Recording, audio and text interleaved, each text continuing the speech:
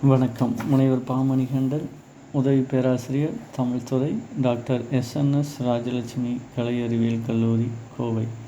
சென்ற வகுப்பின் தொடர்ச்சியாக பாரதியின் புதிய ஆத்திச்சூடியிலிருந்து அடுத்ததாக கிளை பல தாங்கேல். கிளை பல தாங்கேல். உறவுகளை நேசியுங்கள், அவர்களையும் யோசிக்கச் செய்யுங்கள்.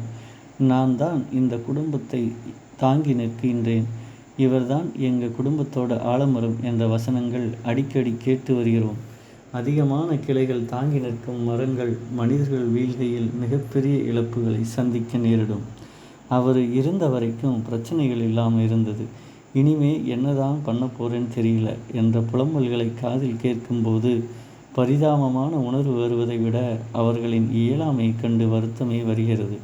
பெரியவர்களோடு இருக்கும்போது வேலைகளை கற்றுக்கொள்ள விருப்பமில்லாது சோம்பலாக திரிந்துவிட்டு புலம்புதல் வேதனைக்குரியதே. இதனையே பாரதியும் கூறுகின்றான். உறவுகளுக்கு சரியான வழிகாட்டி அவர்களுடைய சுய சிந்தனையில் வாழ வழி செய்து தர வேண்டும். சின்ன சின்ன விஷயங்களையெல்லாம் பெரிதுபடுத்தி அவர்களை பாதுகாப்பு என்ற பெயரில் அடிமைப்படுத்துதல் கூடாது. பெண்கள் சுய சிந்தனையோடு செயல்படுதல் அவசியம். கணவர்களின் அடிமையுள்ள பெண் என்றே கூறி வந்தவன் பாரதி.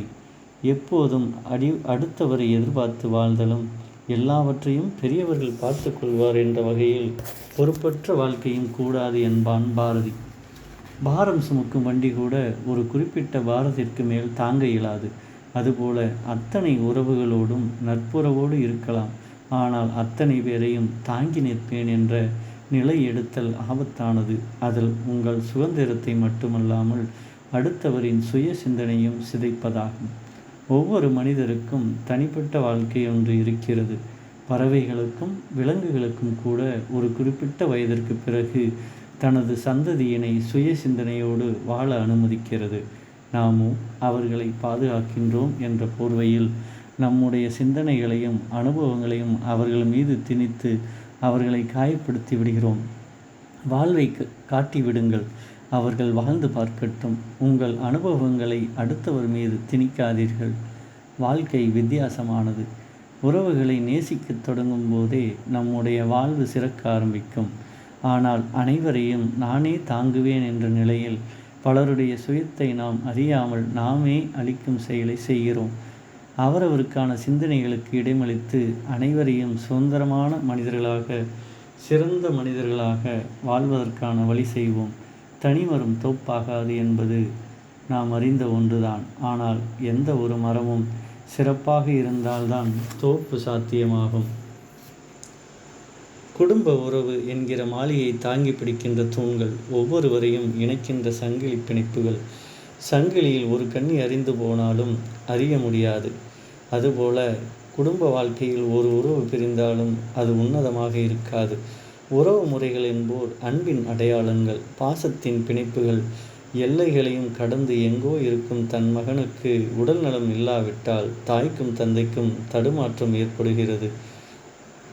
தான் ஆடாவிட்டாலும் தன் பசியாடும் என்பதன் வெளிப்பாடுதான் அது. வீட்டில் ஒருவர் நோய்வாய்ப்பட்டு படுக்கையில் கிடக்கிறார். சுற்றிலும் சுற்றங்கள் சூழ்ந்திருக்க வெளிகளை திறந்து பார்க்கும் அவருக்கு முகம் மலர்கிறது, மகிழ்ச்சி அடைகிறது. காரணம், இரத்த உறவுகள் சுற்றி இருக்கையில் இயல்பாகவே மனதில் ஏற்படும் பாதுகாப்பு உணர்வுதான். தாத்தா, பாட்டி, சித்தி, சித்தப்பா, அத்தை, மாமா, அண்ணன், தம்பி, அக்காள், தங்கை என்று இவர்களுக்கு மத்தியில் வளரும் குழந்தைகளுக்கு அன்பும் அரவணைப்பும் அதிகமாக கிடைக்கின்றது. அம்மா அடித்தால் பாட்டியிடம் ஓடுகிறது, அப்பா அடித்தால் தாத்தாவிடம் தஞ்சமடைகிறது. அரவணைக்க சுற்றிலும் உறவுகள் இருக்கும்போது குழந்தையின் மனதில் தன்னம்பிக்கை உணர்வுகள் தானாகவே துளிர்விடுகின்றன. சுற்றிலும் உறவுகள் கூடியிருக்கும்போது மன வலிமையும் கூடுகிறது. இதனால்தான் கூட்டு குடும்பத்தின் உன்னதம், உறவுகளின் உன்னதம். இன்றைய சூழலில் பரபரப்பாகும் பந்தய வாழ்க்கை சுற்றி நாட்கள் நகர்கின்றன, வாரங்கள் விரைகின்றன. பழைய நண்பர்களின் முகம் பார்க்க முடியவில்லை, நேரமில்லை என்று ஓர் ஒற்றை வார்த்தையில் சொல்லிவிடுகிறோம். அர்த்தமில்லா விளையாட்டில் நேரத்தை விரயமாக்கி அயர்ந்து போகின்றோம். என்ன காரணம்? வசதிகளும் வாய்ப்புகளும் பெருக பெருக தேடல்கள் எல்லையற்று நீண்டு கொண்டே போகின்றன. அதனால் சிந்தனைகளும் மாறுபடுகின்றன. வாழ்க்கைக்கான தேவைகள் என்ற நிலை மாறி தேவைக்கான வாழ்க்கை என்ற நிலை உருவாகி வருகிறது. பிறரை பற்றிய சிந்தனையற்ற ஓட்டம் மனிதனை தொலைத்து கொண்டு இருக்கிறது. சுயநலத் தேடல்களும் இயந்திர வாழ்க்கையின் வேகமும் மனிதன் காணாமல் போய்விடும் அபாயத்தை உணர்த்துகின்றன. உறவுகள் இல்லாத ஒருவன் எத்தனை கோடிகள் வைத்திருந்தாலும் அதனால் பயனில்லை என்பதை மறந்து விடாதீர்கள். வயதான காலத்திலும் உறவுகள் உங்களை வளைத்து வைத்திருக்கின்ற மாதிரி உங்கள் இளமை காலத்தின் உழைப்பை திட்டமிடுங்கள். உழைக்கும் காலத்தில் உறவுகளை உதாசீனப்படுத்தி விடாதீர்கள். உறவுகளின் உன்னதத்தை உணருங்கள். உறவு முறைகளை உங்கள் குழந்தைகளுக்கும் சொல்லிக் கொடுங்கள். உறவுகளுக்குள் வரும் பிணைப்புகளை சகித்து தன்மையோடு தீர்த்து கொள்ளுங்கள். உறவுகளுக்குள் எவ்வித பிரிவையும் சகிக்கக்கூடாது. இதைத்தானே பாரதியார் தனது புதிய ஆத்திச்சூடியில் கிளைபகல் தாங்கள் என்றே சொல்கிறார். நன்றி, வணக்கம்.